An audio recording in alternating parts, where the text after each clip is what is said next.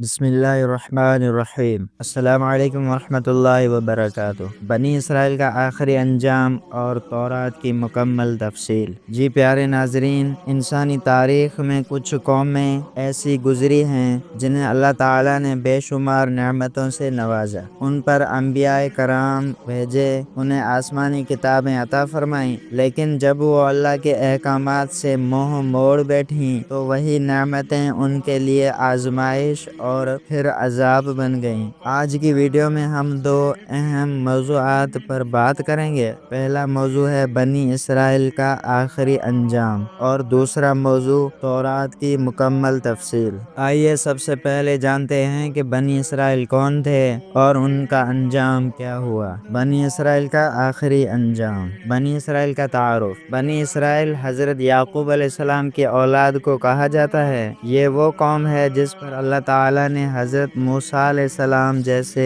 عظیم پیغمبر کو بھیجا اور انہیں فرعون جیسے ظالم بادشاہ سے نجات عطا فرمائی۔ اللہ تعالیٰ نے ان کے لیے دریا کو چیر دیا، آسمان سے من و سلوہ اتارا اور ان پر اپنی خاص رحمتیں نازل فرمائیں۔ نافرمانیاں اور غرور۔ لیکن جب اللہ تعالیٰ نے ان پر اپنی شریعت نازل فرمائی تو بجائے شکر کرنے کے وہ قوم نافرمانی اور ضد میں مبتلا ہو گئی۔ حضرت موسیٰ علیہ السلام جب کچھ دنوں کے لیے کوہ طور پر گئے تو انہوں نے بچھڑے کو معبود بنا لیا۔ جب انہیں جہاد کا حکم دیا گیا تو کہنے لگے، اے موسیٰ، تو اور تیرا رب جا کر لڑو، ہم تو یہیں بیٹھیں گے۔ ان کی نافرمانیوں پر اللہ تعالیٰ نے انہیں مختلف سزائیں دیں۔ 40 سال تک صحرا میں بھٹکنے کی سزا، دشمنوں کے ہاتھوں ذلت اور غلامی، زمین پر ذلت، غربت اور خوف طاری ہوا، اللہ کے عذاب کا نشانہ بننا، آخرکار قیادت ان سے چھین لی گئی۔ قرآن مجید میں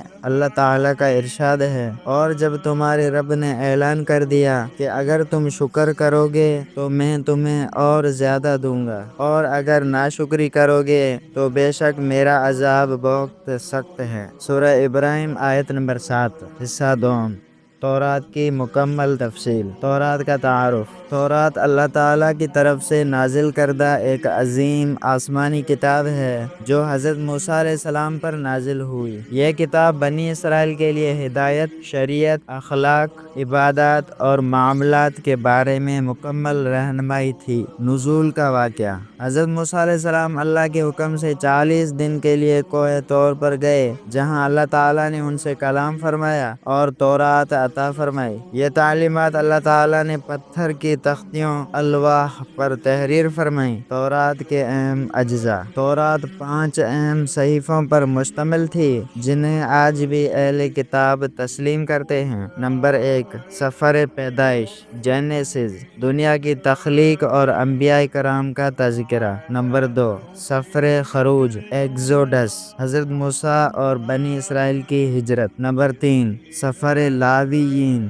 لیویٹیکس، شرعی قوانین۔ نمبر 4، سفر گنتی، نمبرز، صحرائی زندگی کی تفصیلات۔ نمبر 5، سفر استثنا، ڈیوٹرونامی، حضرت موسیٰ کی آخری نصیحتیں۔ تورات کی تعلیمات۔ تورات میں جن باتوں پر زور دیا گیا ان میں شامل ہیں توحید، یعنی صرف ایک اللہ کی عبادت، والدین، ہمسایوں اور مسکینوں سے حسن سلوک، قتل، چوری، زنا اور جھوٹ سے منع، عبادات کے اصول، روزہ، قربانی، عدل و انصاف اور رحم دلی۔ تحریف اور بگاڑ۔ بدقسمتی سے بنی اسرائیل نے تورات میں تحریف کی، یعنی اللہ تعالیٰ کے کلام کو بدل دیا، کچھ باتیں چھپائیں، کچھ بدل ڈالیں۔ قرآن میں فرمایا گیا، کیا تم ان لوگوں سے امید رکھتے ہو کہ وہ تمہارے دین پر ایمان لائیں گے، حالانکہ ان میں سے کچھ لوگ ایسے ہیں جو اللہ کا کلام سنتے تھے پھر اسے سمجھنے کے بعد جان بوجھ کر بدل دیتے تھے۔ سورہ بقرہ آیت نمبر 75۔ سبق اور پیغام۔ پیارے بھائیوں اور بہنوں، بنی اسرائیل کی داستان ہمارے لیے ایک عبرت ہے۔ اللہ تعالیٰ کی نافرمانی، شریعت سے انحراف اور دنیا پرستی کا نتیجہ ہمیشہ ذلت اور زوال ہی ہوتا ہے۔ آج ہمارے پاس قرآن پاک موجود ہے جو آخری محفوظ اور مکمل ہدایت ہے۔ آئیے ہم اس کتاب کو پڑھیں،